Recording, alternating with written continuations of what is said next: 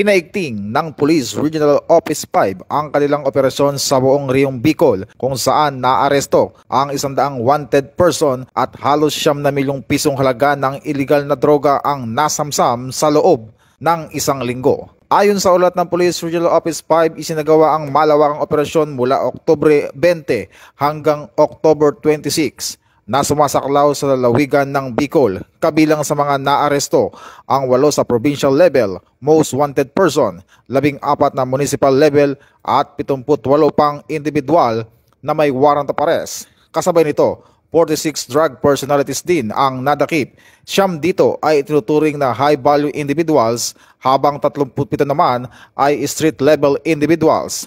Nasabat sa operasyon ang mahigit 1,300 at 18 gramo ng shabu at 25 gramo ng marijuana na may tinatayang halaga na 8.9 million pesos. Samantala, pinamaling halaga ang nakumpiskang droga ang Regional Police Drug Enforcement Unit na umabot sa mahigit 4 na milyon. Sinundan ito ng Camarines Norte PPO na mahigit 2 milyon, Camarines Sur PPO na mahigit 1 milyong piso at Albay PPO na mahigit 700,000. Ayon kay Acting Chief PNP Police Lieutenant General Jose Melencio Nartates Jr., patunay ito ng dedikasyon, integridad at profesionalismo ng kapulisan sa kanilang layunin na mapanatili ang kapayapaan at seguridad ng bawat mamamayan.